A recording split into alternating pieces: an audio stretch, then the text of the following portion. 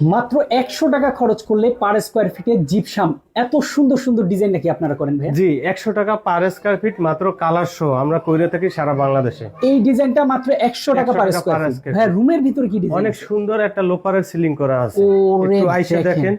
কি অসাধারণ লোপারের একটা সিলিং করা আছে। ভাই এটার জন্য কত টাকা পার স্কোয়ার ফিট? এটা কালার সারা 200 টাকা স্কয়ার ফিট পড়বে, কালার সহ 250 টাকা স্কয়ার ফিট পড়বে মাত্র।